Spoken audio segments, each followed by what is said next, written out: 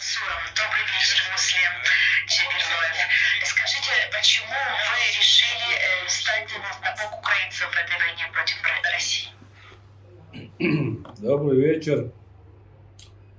Но можно сказать так, мы противостоим этой российской чуме, которая расползается по всей земле, чтобы она не расползалась. Дальше мы противостоим ему здесь, на территории Украины.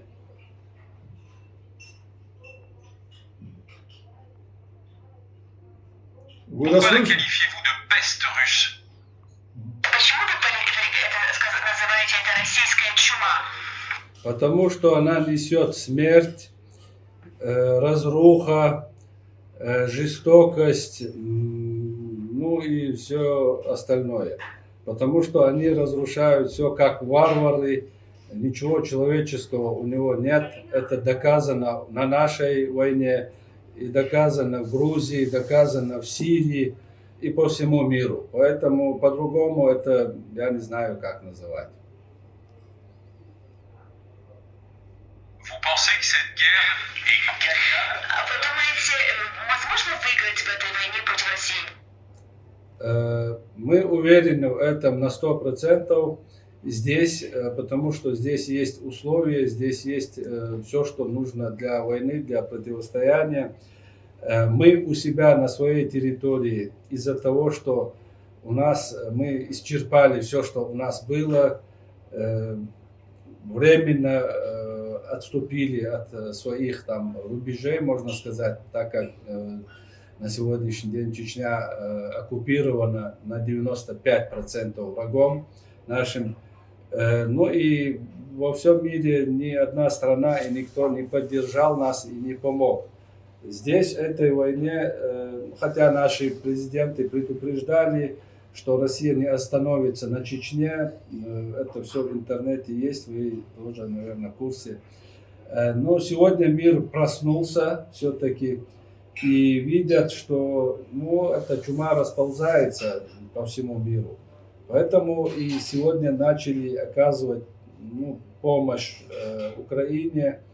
Даже если и без этой помощи мы могли бы выиграть у них. Если помощь будет, это еще лучше будет.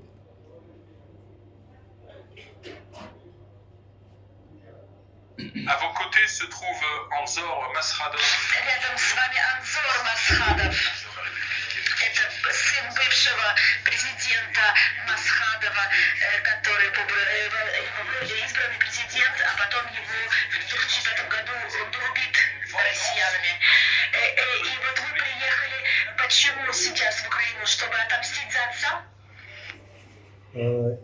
Если я приехал бы ради мести, то я буду отомстить за всех чеченцев. Потому что я считаю каждого чеченца, который был убит в российско-чеченской войне, своим близким и родным человеком. Я приехал сюда, чтобы встать рядом со своими братьями, с чеченцами, которые сегодня противостоят вот этой российской чуме. Чума, которая убивала чеченский народ в течение многих лет и многих веков. За последние 2 войны у нас убито более 300 тысяч мирных жителей, и это делала Россия. И это происходило в то время, как сказал Муслим, это происходило в то время, когда наши лидеры призывали российских лидеров остановить эту бойню и прийти к миру. Мы всегда предлагали мир, мы всегда желаем его всем странам, всем народам. И наши лидеры были убиты в этой войне. И обращались к мировому сообществу тоже. Обращались также к мировому сообществу, чтобы мировое сообщество открыло глаза и помогло нам в этой борьбе и при остановке этой войны. И мой долг сегодня стоять с такими людьми и с любыми людьми, которые противостоят вот этой российской чуме, которая действительно сегодня весь мир знает, кто является террористом и кто борется с этим злом. И мир открыл свои глаза. И я рад этому, как чеченец, как пострадавшая нация, пострадавшая часть этого народа от этой чумы. Вот поэтому я здесь.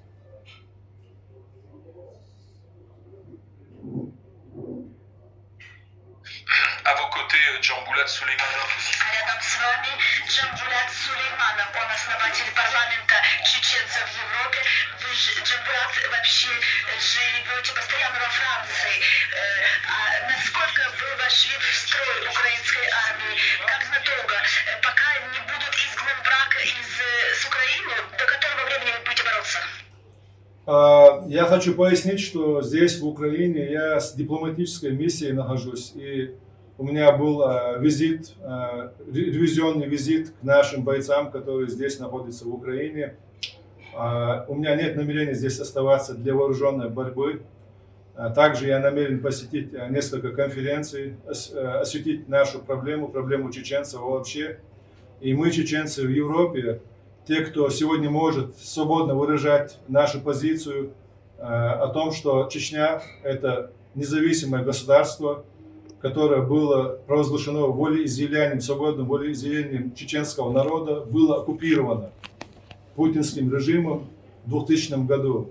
И сегодня у нас появился шанс заявить о нас вновь международным инстанциям, а также провести предварительные работы с украинскими представителями властей, чтобы мы могли как-то скоординировать наши действия, может быть, наладить отношения, мосты между нами. Это для нас очень важно, потому что война – это всего лишь продолжение политики. Мы тот народ, который подвергся геноциду, подвергся разрушительной войне со стороны путинского режима. Путинский режим вообще, он утверждался на чеченской войне, на крови чеченского народа. Были убиты сотни тысяч наших мирных граждан. И вот с этой миссией я нахожусь здесь, в Украине.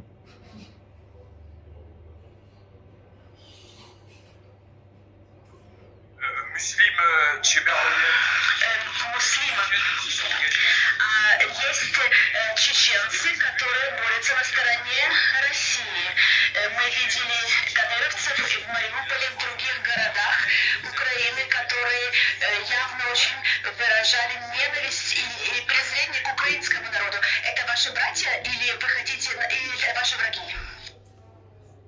Это, во-первых, да, к большому сожалению, они выходцы из Чечни, выходцы из Кавказа, но они не имеют права называть себя истинными чеченцами и войнахами, потому что они предатели. Они предали и нас, и родину, и религию, и историю, и все, что у нас было, они предали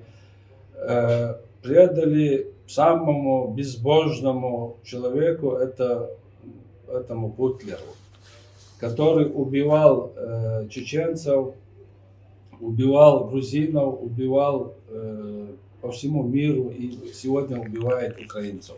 И дальше еще будет убивать, если здесь сегодня остановить, еще дальше пойдет, который и на Польшу, и может еще дальше.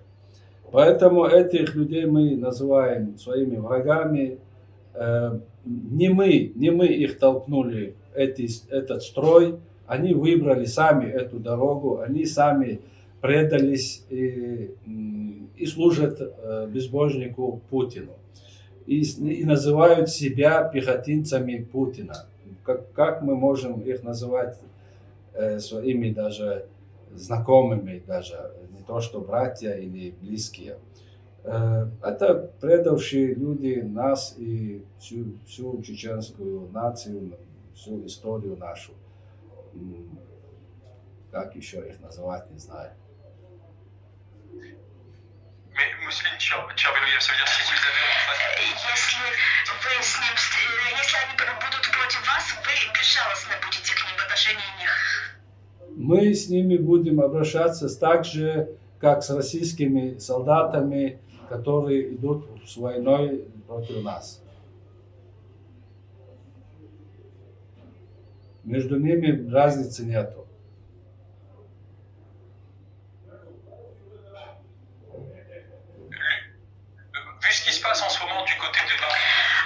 сейчас происходит в Мариуполе, в Азовстале?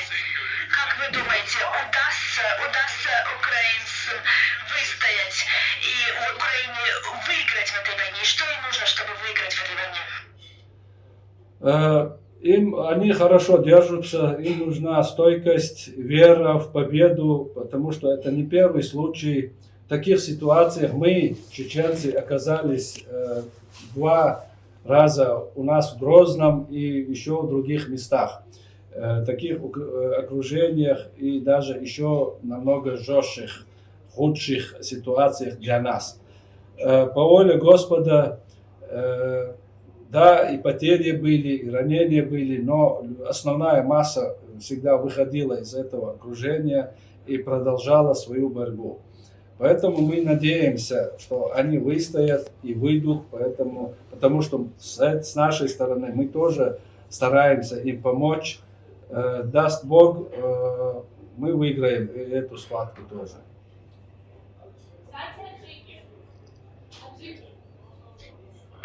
Merci d'avoir été en direct avec nous. Спасибо.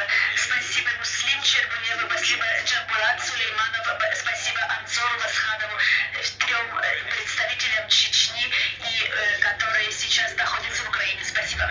Il est l'heure de Удачи continuer de вам. discuter, bien sûr. Спасибо вам также. Et c'est avec Yves Calvi. Merci. Bonsoir. Merci à vous, cher Alain, et bienvenue à vous tous qui nous rejoignez sur BFM TV.